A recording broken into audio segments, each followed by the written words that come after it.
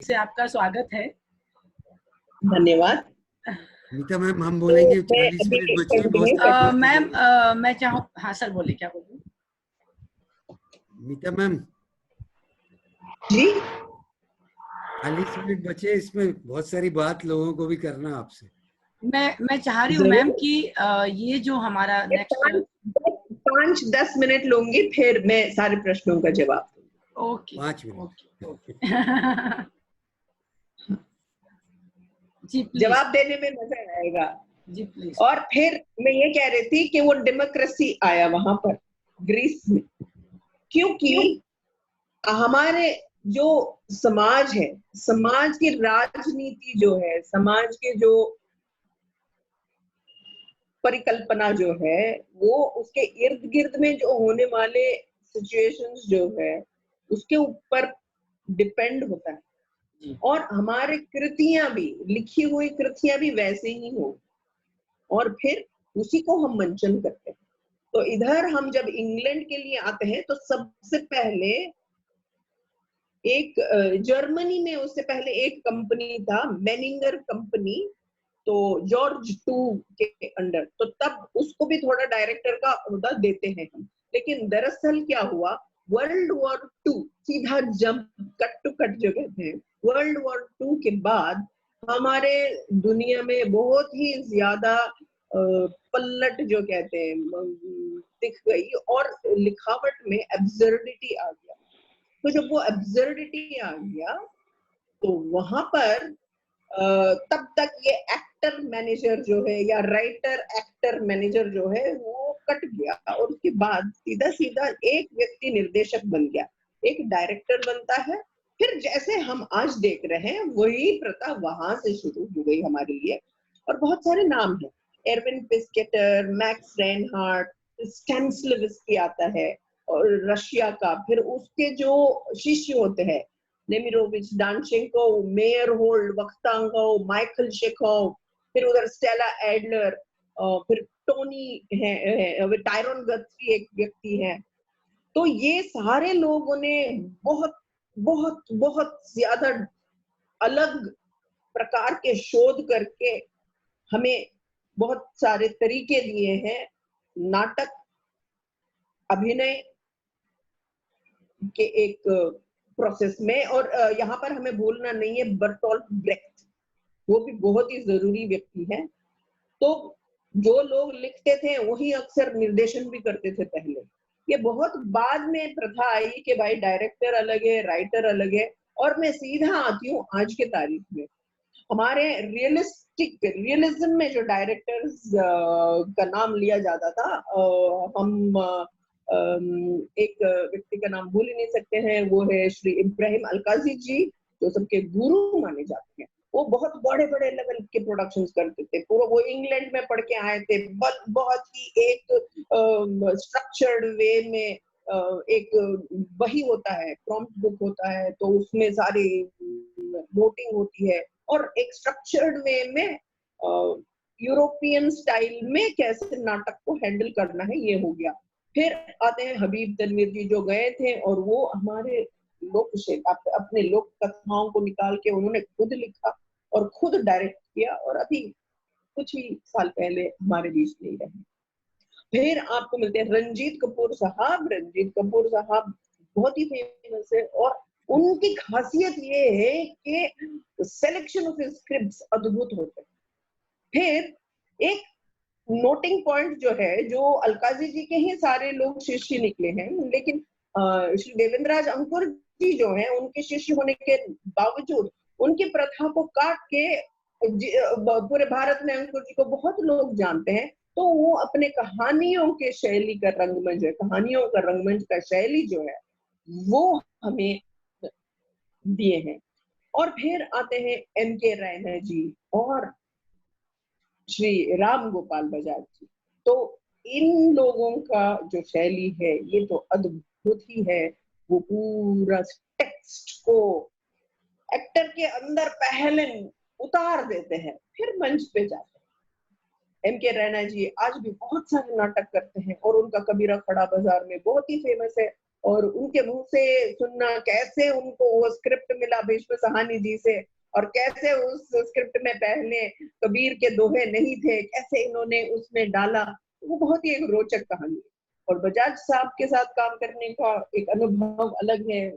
शब्द जो है, वाक्य जो है और शब्दों का अर्थ जो है वो निकल जाता है। एम के रैना जी के साथ भी हमने गोदान एक नाटक किया था, तो मतलब पहले टेक्स्ट पूरा अंतर्गत कर लो, उसके बाद मंच पर जाओ, ये उनका शैली है। फिर आते हैं शांता गांधी जी थी, उनको मैंने नहीं देखा है।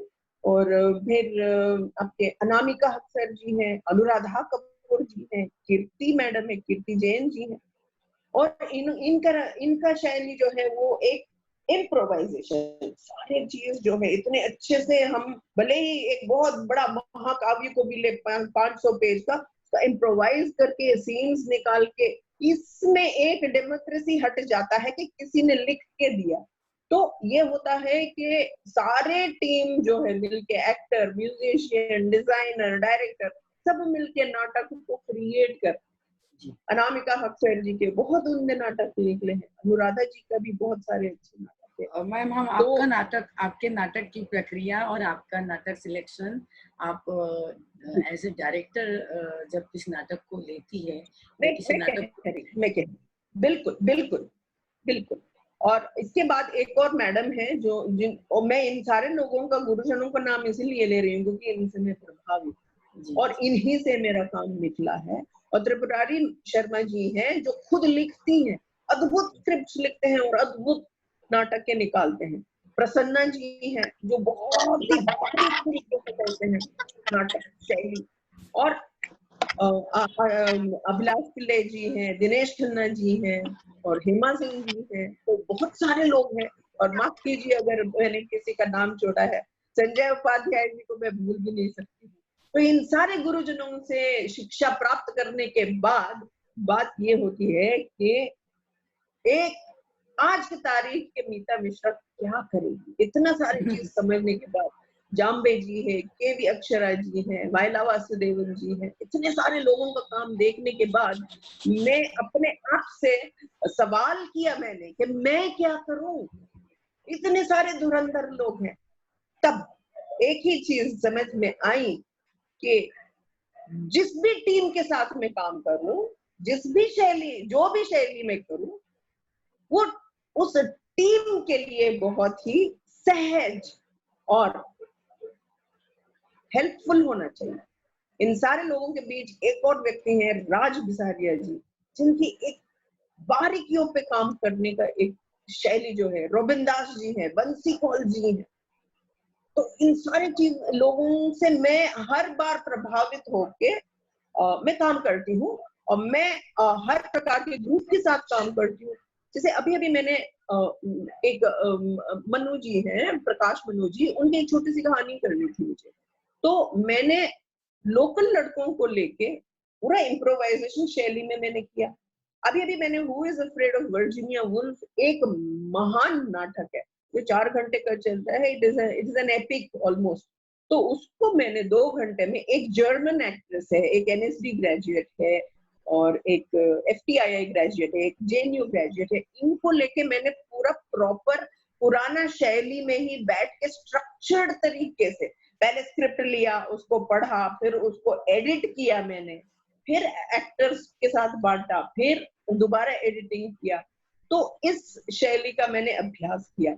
और अंकुर जी के कहानियों का रंगमंच तो बहुत ही सरल और हेल्पफुल तरीका है डायरेक्टर्स के लिए। तो मैंने बहुत सारी कहानियां किया है इस शैली में, रविंद्रनाथ टैगोर की कहानियां, हिंदी कहानियां, कविताओं का मंचन, ये भी किया है मैंने। और एक होता है, मैं एलटीजी रेपर्टरी में 5 साल रही हूँ और कलाकारों के साथ कंटिन्यूअस रही हूँ। तो एक रेपर्टरी के फॉर्म में कैसे दिन भर सुबह 10 बजे से रात के 10 बजे तक आधे अधूरे, आषाढ़ का एक दिन, फिर अलग कॉलेजेस में मैंने माधवी किया है, तो इन और दुविधा किया है, फिर लॉटरी एक नाटक किया है। इंग्लिश में एक रेड एक नाटक है जो एक रॉथको, एक फेमस रशियन पेंटर है, उनके बारे में नाटक किया है। तो इन सारे मेरे बॉडीज ऑफ वर्क जो कहते हैं, इसमें मैं अपने सारे गुरुजनों में देखती हूँ। तो अभी मैं आपसे अनुरोध करूंगी कि आपको जो मुझसे समझना है या मुझसे पूछना है, आप कृपया पूछिए। मैम, हम तो बस यही पूछना चाहते हैं कि जब आप कोई नाटक को उठाते हैं या कोई नाटक की परिकल्पना आपके दिमाग में आती है, उस वक्त आप किस तरह से अपनी प्रोसेस को या अपने थॉट को धार देते हैं? मैंने जैसे एक हिंट दिया है, उसी चीज को मैं एक मिनट में मैं आपको डिस्टर्ब कर रही हूँ। ये कौन है? अक्षित कौल। देखिए, ये रूल किसने बनाया, क्या बनाया, ये बात यहाँ मत करिए। यहाँ जो बोलने आता है उसको डिस्टर्ब नहीं हो, इसके लिए सबके माइक बंद कर दिए जाते, चाहे वो छोटा हो चाहे बड़ा हो। ठीक है? और मैं होस्ट हूँ, इसलिए ये मैं काम करती हूँ। यदि आपको दिक्कत है तो बोलिए प्लीज। सॉरी मैम, माफी चाहती हूँ। एक बच्चा बहुत देर से डिस्टर्ब कर रहा था। हाँ, तो ये है कि आपकी थॉट प्रोसेस। हाँ, जब मैं एक नाटक करती हूँ तो फिर मैं आर्टिस्ट को बहुत अहमियत देती हूँ। कभी कभार ऐसा होता है कि ये नाटक है और इसके अनुसार आपको कलाकारों को जोड़ना है, ऐसे भी प्रोजेक्ट्स मिलते हैं। तो तब वो कथानक जो है वो इम्पोर्टेंट हो जाता है। तो फिर मैं हो सकता है प्रोफेशनल एक्टर्स को ढूंढूं, या हो सकता है मैं हॉबी एक्टर्स जो है उनके साथ में काम करूं, है ना। तो बट जब अगर मेरे ऊपर ही छोड़ा जाता है, फिर तब बहुत बार ऐसे हुआ है कि मेरे पास बहुत सारे एक्टर्स होते हैं, तो कि हम कुछ काम करते हैं, तो फिर मैं एक्टर प्रधान नाटक करती हूँ। मैं एक्टर, किस एक्टर पर कौन सा नाटक फिट बैठता है, ये एक टेक्निक है, ये मेरे दिमाग की खुराफात होती है। मतलब सही व्यक्ति के लिए सही किरदार देने में शायद सफलता से मिलता है। और इसमें ये नहीं है कि फिजिकल कास्टिंग वैसे वाली बात नहीं है, ये एक क्षमता होती है। जो काम अच्छे से कर सकता है, जब उसी को वो काम दिया जाता है, वो बहुत ही सफल तरीके से और सुंदर तरीके से स्टेज पे आता है। तो ये मेरा मूल मंत्र एक रखती हूँ। तो कोई भी नाटक कहीं भी मैं नहीं करती हूँ, और ये कोई विशेष बात नहीं है, लेकिन उसमें खासियत ये होती है कि उसकी जो माइन्यूटनेस जो है, वो बारीकियों में जाके डिसाइड करना, डिस्कस करना। और मैं I am free to discussing, और मैं अपने प्रोसेस में एक डिस्कशन के लिए फ्री रखती हूँ। जैसे आजकल के निर्देशक हर जगह पर करना पसंद करते हैं और एक्टर्स भी पसंद करते हैं। जी। मैं अनुरोध करना चाहूंगी कि जो भी अपना सवाल मैम से पूछना चाहता है, जो मैम ने अभी कहा, उसके अतिरिक्त आपको लगता है कि आपको कुछ पूछना चाहिए, तो प्लीज अपने माइक को अनम्यूट कीजिए, सवाल कीजिए और उसको म्यूट कर दीजिए, और उनका सवाल जो जवाब देंगे। गीतांजलि, मैं जयंत बोल रहा हूँ, मैं बात कर सकता हूँ? अरे सर, नमस्कार सर। नमस्कार। बिल्कुल बोलिए। मैम, मेरा नाम जयंत देशमुख है और मैं मुंबई में हूँ अभी। मुझे लगता है कि आप जितने लोगों के आपने नाम गिनाए वो सारे ठीक हैं, और या भारतीय रंगमंच में बौवा कारंत का कोई योगदान नहीं है क्या? आपने उनका नाम लिया ही नहीं। हाँ, मैंने उनका नाम नहीं लिया है। धन्यवाद याद दिलाने के लिए। मैं कर्नाटका से हूँ और मैंने बाबा कारंत जी का ही नाम नहीं लिया है, तो इसके लिए माफी चाहती हूँ। लेकिन कारंत जी का अलग ही एक रवैया है, बहुत ही अलग रवैया है, बहुत ही अलग थे। और वो तो ऐसे घर जैसे लगते हैं ना हमें। तो मैं बहुत ही छोटी थी, तो मैं नाटक करती थी, तो बुलाते थे, इधर आओ इधर आओ, क्या कर रही हो तुम? अच्छा अच्छा ऐसे कर रहे हो। वो भूल भी जाते थे। तो वो बार बार मुझे पूछते थे बुला के कि तुम क्या करती हो, तो मैं समझ जाती थी कि ये भूल गए। मैं मेरा उतना सौभाग्य नहीं रहा कि उनके नाटक में काम करूं और बोलूं कि मैंने ऐसे किया है वैसे किया है। मैंने उन लोगों का नाम गिना जिनके साथ, हाँ, लेकिन मुझे इनको भूलना नहीं चाहिए था। तो इनके साथ एक बहुत ही अलग ही एक रिश्ता रहा मेरा। तो ये बोलते थे कि, तो वो भूल जाते थे तो और मैं भी उनको याद दिलाती थी कि मैं यूं हूँ, और फिर जा जाके मैं खुद उनको याद दिलाती थी। फिर एक वर्कशॉप में उनके साथ म्यूजिक का क्लास किया मैंने, तो फिर भास्कर चंद्रावकर जी के साथ भी किया। तो ये बहुत ही रोचक और कारण जी के बारे में कहने के लिए तो बहुत सारे लोग हैं दुनिया में, मैं तो बहुत ही छोटी हूँ। वो तो बहुत ही ग्रेसफुल है, उनका शैली जो है पूरे भारत में प्रचलित है। मैम मेरा कहना ये कि आपने बहुत सारे लोगों का नाम लिया, मेरे को कोई किसी बात से इतराज नहीं है, पर इतना बड़ा नाम छूट कैसे गया आपसे, ये मेरे कहने का मतलब है, बस और कुछ नहीं। Thank you. माफी चाहती हूँ। आगे कोई नमस्ते मैम, मेरा नाम कृषांत जोशी है, क्या मैं एक सवाल पूछ सकता हूँ? बिल्कुल। हाँ, नमस्कार मैम, मैं कुछ ही समय से रंगमंच से जुड़ा हूँ, और अभी आप बहुत सारी थिएटर के फॉर्म्स तो नहीं बट लिटरेरी फॉर्म्स पे आप बोल रही थी कि अपसर्ड का थिएटर एक है, एक क्लासिकल थिएटर है, एक संस्कृत थिएटर है। तो जैसे हम नए विद्यार्थी है थिएटर को, हमको ये वर्ड बड़ा ही मतलब क्या बोलते हैं, अच्छा लगता है। मैं एक चीज जोड़ना चाहती हूँ, 1 मिनट रुक जाइए, मुझे कुछ और नाम भी याद आ गए हैं, जैसे मोहन महर्षि जी, भानुभारती जी, है ना, तो वो भी मैं मोहन महर्षि सर के बहुत ही अच्छे स्टूडेंट रही हूँ, तो उनसे भी मैंने बहुत पाया है। जी सुशांत प्लीज कंटिन्यू। जी, तो हम जैसे थिएटर के नए विद्यार्थी को ये टर्म बहुत ही क्या बोलते हैं कि एक रुझान पैदा करता है कि थिएटर ऑफ एब्सर्ड, आहा ये तो कोई अजब सी ही बात है। तो अगर आप उस पर थोड़ा हमें प्रकाश डाल सके, क्योंकि ऐसा मतलब जितनी मेरी जानकारी है मैं पढ़ लेता हूँ लेकिन समझ नहीं पाता हूँ। जैसे गोडोट तो मैंने अभी तक नहीं पढ़ा हुआ प्ले है, लेकिन बहुत सारी कहानियां भी बोलते हैं कि ये तो थिएटर ऑफ एब्सर्ड में जाती है। जैसे कि भेड़िया एक कहानी है भुवनेश्वर जी की, कहा जाता है कि एब्सर्डिज्म का मास्टरपीस है। तो मुझे तो वहां पे भेड़िया ही दिखता है, और वहीं वो मतलब कहानी बहुत अच्छी है, लेकिन उसको नाटक के तौर में आप कैसे देखते हैं, और अगर कोई जस्ट उससे इंस्पायर होना चाहे तो कैसे किया जाए, कैसे ना किया जाए, अगर उस पर आप थोड़ा प्रकाश डाल सके। अच्छा देखिए, ये बहुत ही लंबा उत्तर है। इसका एक छोटा सा एक मंत्र ये होता है, आजकल मैं मानती हूँ कि यंगस्टर्स बहुत ही सशक्त है। देखिए, आप सबसे पहले गूगल में जाके खूब उसका रिसर्च कीजिए, यूट्यूब में देखिए, आपको बहुत सारे पैरामीटर्स मिल जाएंगे। वो अंतिम नहीं बोलूंगी मैं, पैरामीटर्स मिलेगा आपको, इंस्पायर होने के लिए बहुत सारा रिसर्च वर्क मिल जाएगा वहीं पर। लेकिन उसके बाद किसी भी थोड़ा गुरुजन के पास जाके आप जो नाटक करने वाले हो उसके बारे में डिस्कस कर लीजिएगा, है ना। सबसे पहले रिसर्च वर्क बहुत जरूरी है। अभी एक बहुत लोगों ने भेड़िया किया है, एक अभिजीत शायद है, एक उन्होंने भी किया है शायद। तो बहुत अलग अलग फॉर्म्स है, ये बहुत ही फेमस है। आप प्रेरित हो रहे हैं, ये बहुत अच्छी बात है।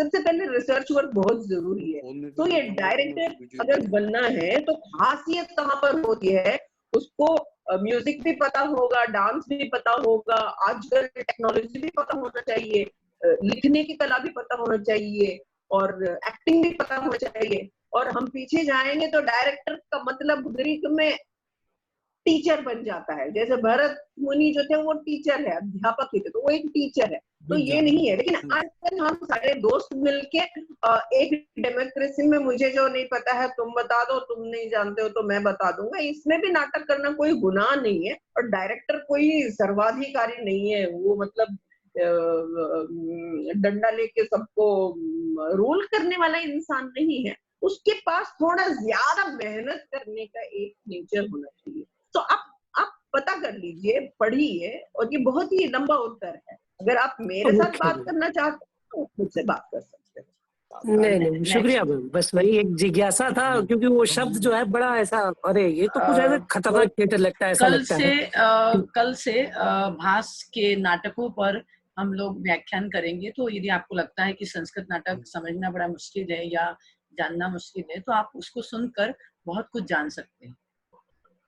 जी शुक्रिया। मीता जी, मैं राजनारायण दीक्षित। नमस्कार। मैं एक प्रश्न पूछना है। आपकी निर्देशन में जो भी मैंने काम देखा, रसगंधर्व से वर्जीनिया वुल्फ तक, आपका जो काम करने का ढंग है वो पहले आप स्क्रिप्ट चुनते हो या अपनी टीम के एक्टर के अकॉर्डिंगली स्क्रिप्ट नाटक करते हो? क्या कॉन्सेप्ट, क्या किस फॉर्मेट में काम करते हो? जैसे रसगंधर्व देखा, रसगंधर्व जैसी कठिन स्क्रिप्ट किया आपने, और वो मुझे स्क्रिप्ट मिला पहले, वो एक प्रोजेक्ट था तो उसमें मुझे स्क्रिप्ट चुनना पड़ा पहले। वो नाटक, गंधर्व नाटक जो है, पहले मैंने स्क्रिप्ट चुना और उसके बाद एक्टर्स चुना मैंने, और वो बहुत कठिन नाटक का बहुत ही रोचक है, जो पॉलिटिकल सटायर है। तो वो पहले वो वैसे था, लेकिन who is afraid of Virginia Woolf में उल्टा था। मेरे पास एक बहुत अच्छी दोस्त बन गई, तो उसके साथ नाटक करना था, तो उसके अनुसार मैंने स्क्रिप्ट और बाकी कलाकारों को उनके अनुसार चयन किया मैंने। और बाकी के जो बीच में जब कोई नाटक करते हैं तो पहले एक्टर्स के अकॉर्डिंगली स्क्रिप्ट चुनते हैं, स्क्रिप्ट के अकॉर्डिंगली एक्टर के अकॉर्डिंगली स्क्रिप्ट चुनते हैं, एक्टर्स के according. Okay, thank you.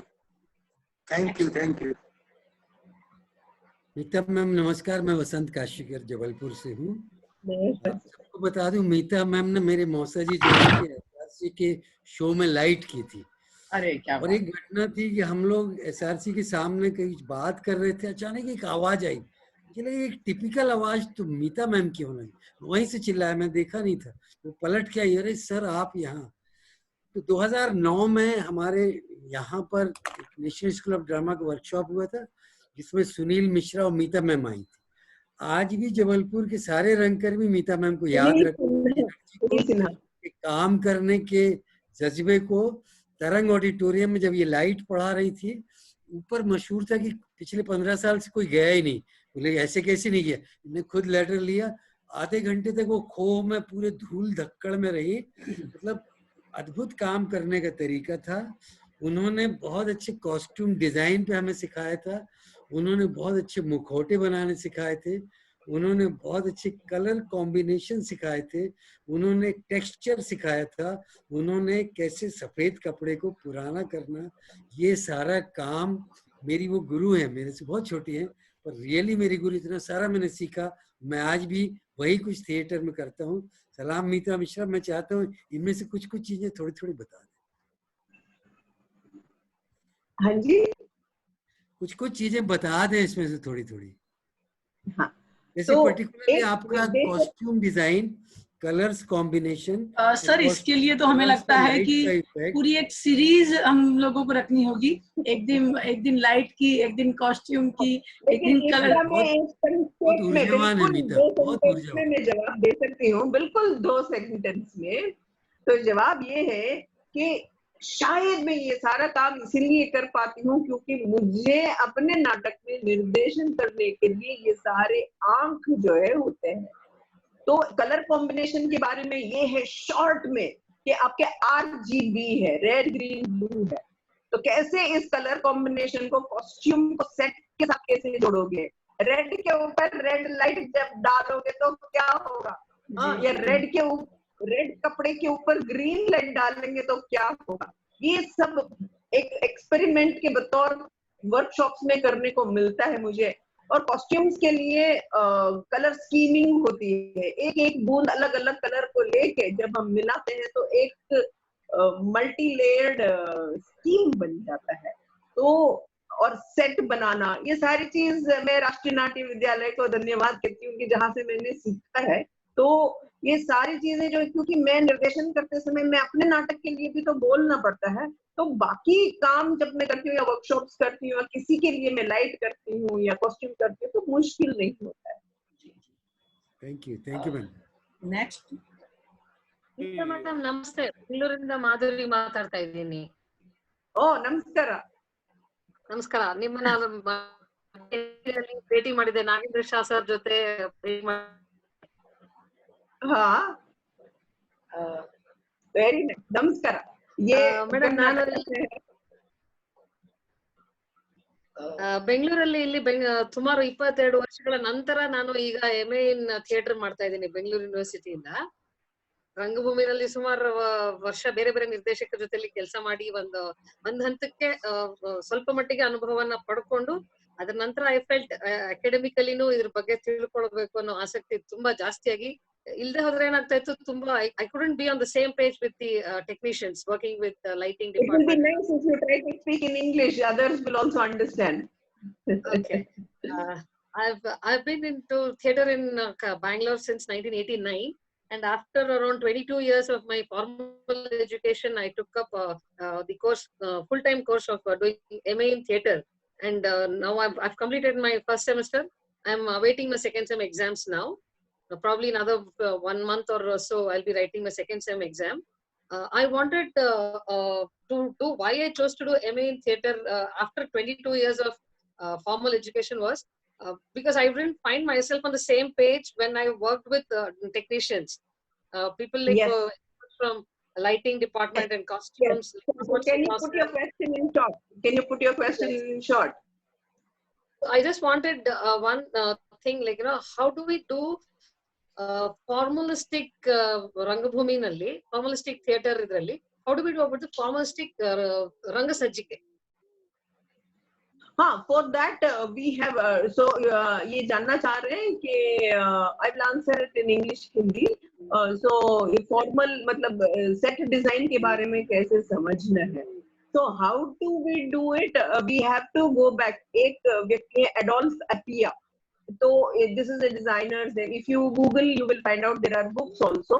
So if you have to go and look into the design. Look into designs of various theaters, अलग-अलग दुनिया के, लंदन के थिएटर हो, अफ्रीका के थिएटर हो, ऑस्ट्रेलिया के थिएटर हो, ये आप रिसर्च कीजिए. तो वहां से हमें प्रेरणा लेनी पड़ेगी. We have to take inspiration from that. है ना? You can call me and I can talk to you in length. ಖಂಡಿತ. Sure. Thank you so much. Welcome. ತುಂಬಾ ದಿನ ನಂತರ ಮಾತಾಡಿದ್ರು. Felt very happy talking to you after a long time. Same here. Thank you. And I want to mention one more thing in between. आजकल के जमाने में हम एक ऑर्गेनाइजेशन के बारे में बात करते हैं. ऑर्गेनाइजिंग, थिएटर वर्ल्ड में ऑर्गेनाइजिंग नहीं होता है, और इसको कैसे ऑर्गेनाइज करते हैं. ऑर्गेनाइजर की बहुत अहमियत होती है, और महाराष्ट्र में ऑर्गेनाइजिंग की ताकत बहुत ज्यादा है. 100 साल से ऑर्गेनाइजर्स का एसोसिएशन है वहाँ. निर्माताओं का एसोसिएशन है, राइटर्स एसोसिएशन है, एक्टर्स एसोसिएशन है, बैक स्टेज वालों का एसोसिएशन है, और वो हजारों की तादाद में वहाँ नाटक होता है. और हमारे असम, बंगाल, उड़ीसा इधर यात्रा होता है, जो कंपनी रात भर नाटक करते हैं. तो इनके भी छोटे छोटे एसोसिएशन होते हैं. तो जब भी हम नाटक के बारे में बात करते हैं तो इन लोगों के वजह से भी निर्देशक जो है वो अच्छे से काम कर पाता है. और एक और बहुत ही बड़ा नाम है श्री वामन केंद्रे जी, जिन्होंने ऑर्गेनाइजिंग की कैपेसिटी उनकी बहुत सशक्त है, और उन्होंने ओलंपिक जैसे महान इवेंट को भी बहुत ही आसानी से निकाला. तो एक चीज हमें समझना है कि हम जिस देश से, हमारे जिस राज्य से, इस जगह से हम आ रहे हैं, हम अपने कल्चर को नहीं छोड़ना चाहिए, हमारे अपने रूट्स को नहीं छोड़ना चाहिए, क्योंकि हम उसको भी रखते हुए, हम इंग्लिश थिएटर को भी रखते हुए, हर चीज को रखते हुए हमें आगे जाना पड़ेगा. जी. नेक्स्ट कोई और आपकी एक फ्रेंड और है मैम, कला Rao ma'am. Oh, how nice. Thanks Kala, thanks for being here. Next कोई पूछना चाहता है? हेलो. हाँ बोले. हेलो जी, नमस्ते मैम. नमस्ते. मैं निशांत बोल रहा हूँ मैम. हमको ये जानना है, थिएटर में निर्देशन शब्द का आरंभ जो है कब से हुई है मैम? कब से प्रयोग किया जाने लगा जो थिएटर में निर्देशक होना आवश्यक है? सॉरी, मुझे सुनाई नहीं दे रहा है, थोड़ा कोई बता सकते हैं क्या पूछ रहे हैं? मैं ये पूछ रहा हूँ मैम. हाँ. थिएटर में जो है निर्देशन शब्द का प्रयोग कब से मतलब होना आरंभ हुआ है?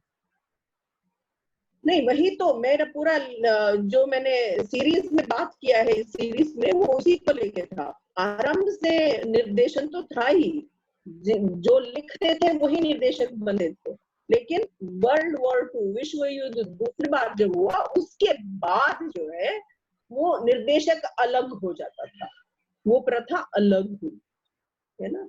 ये एब्सर्ड नाटक वगैरह जो आए उसके बाद ये प्रथा हुई कि भाई नहीं, मैं डायरेक्टर हूँ, राइटर कोई और होगा, ये होगा। लेकिन आज वो सारी चीज मिक्स हो गई। एक डायरेक्टर जो है खुद लाइट डिजाइन भी कर सकता है, एक डायरेक्टर जो है खुद लिख भी सकता है, तो वो इतना क्लियर कट क्लैरिटी मतलब लाइंस नहीं है ना। Hope I have answered your question. Next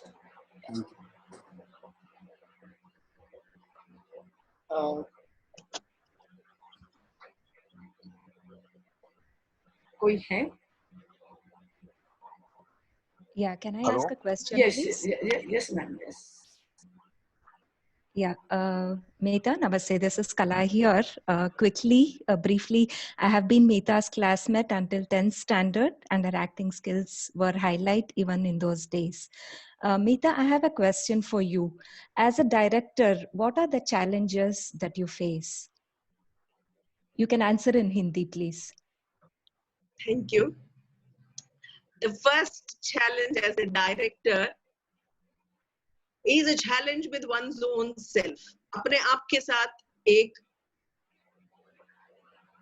चुनौती होती है कि मेरा पिछला काम जो है ऐसे था, अब मैं ये काम जो करने वाली हूँ ये कैसे होगा, उससे ये अलग कैसे करूँ मैं, इसके लिए मैं क्या नई चीज करूँ, इसके लिए मैं क्या क्या सोचूं, अपने आप को कैसे खुले दूं।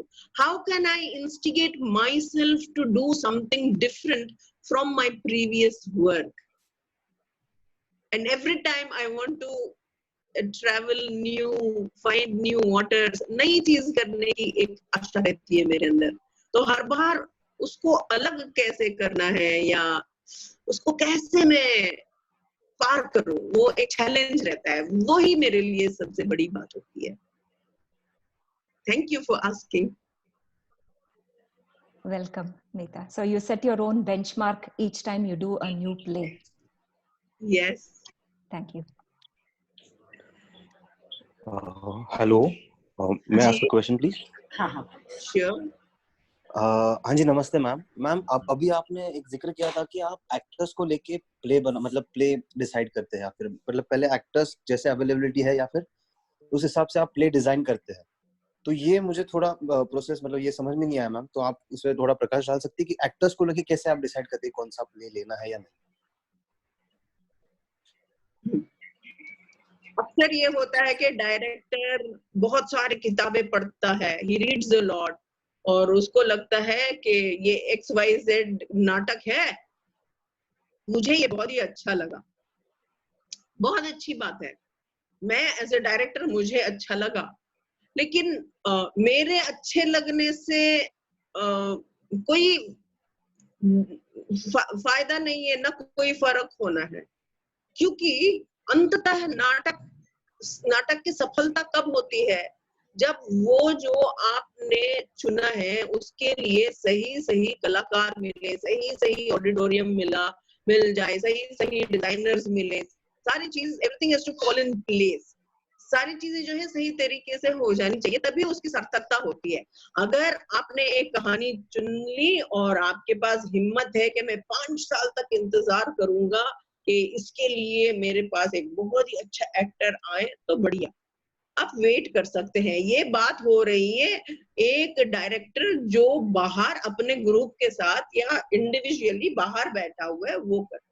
लेकिन जब मुझे एक संस्था बुलाती है और कहती है कि आप एक नाटक निर्देशन कीजिए, है ना, तो फिर मैं 4-5 स्क्रिप्ट ले जाऊंगी वहां पर और पढ़ूंगी ग्रुप के साथ, और फिर वो देखती हूँ कि इस ग्रुप के साथ कौन सा नाटक सही हो रहा है, उनको भी अच्छा लगना चाहिए ना। Am I answering your question? Yes, ma'am. Surely. So it depends on the situation. अगर कोई बुलाता है, मीता आप कल आ जाइए, और बिल्कुल आपके पास 4 हफ्ते हैं और यही 5 कलाकार है और यही नाटक करना है, तो वो एक अलग प्रोसेस है। और कहते हैं कि नहीं हमारे पास 2 महीने हैं, आप चुन लीजिए अपना नाटक, है ना, अपना नाटक को आप चुन लीजिए, तो फिर वो भी कर लेंगे भाई, है ना। तो तब आप मैं सोच विचार में पढ़ती हूँ। लेकिन कभी कभी जैसे who is afraid of Virginia Woolf, मेरे पास बहुत अच्छी दोस्त मिली, बहुत अच्छी एक्ट्रेस है, तो जैक्वेलिन उनका नाम है, तो फिर उनके साथ बहुत बातें की मैंने, वो जर्मनी से है, और फिर मैंने बहुत डिस्कस किया, तो फिर ये नाटक करेंगे। उसके अनुसार एनएसडी के अमित सक्सेना जी, एफटीआई के राहुल यादव जी, फिर जेएनयू से अमिताभ और राहुल चौधरी जी ने डिजाइन किया हमारे लिए, है ना। तो एक टीम बन गई और लगभग 2 साल लगा मुझे ये प्रोजेक्ट करने के लिए, 2 साल। और जबकि मनु प्रकाश जी की वो जो छोटी कहानी थी वो 15 दिन में तैयार हो गया। 20 लोग आए सुबह से लेकर रात तक मेरे घर पे ही बैठ के, कभी इधर कभी उधर, साथ में रहे, साथ में इम्प्रोवाइज किया, साथ में कविताएं निकाली, तो वो एक अलग प्रोसेस था। Have I answered your question? Yes ma'am, thank you so much ma'am. Welcome. मेरा एक सवाल है आपसे। सबसे पहले तो सभी लोगों को मेरा प्यार भरा नमस्कार। मेरा नाम अक्षित कोल है, मैं एक्टर हूँ, थिएटर एंड कैमरा, और साथ में कास्टिंग का काम भी कर रहा हूँ। तो मीता मैम, मेरा आपसे ये सवाल है कि थिएटर में जितने भी आर्टिस्ट होते हैं, हर एक कलाकार की उस तरीके से कमाई क्यों नहीं हो पाती है?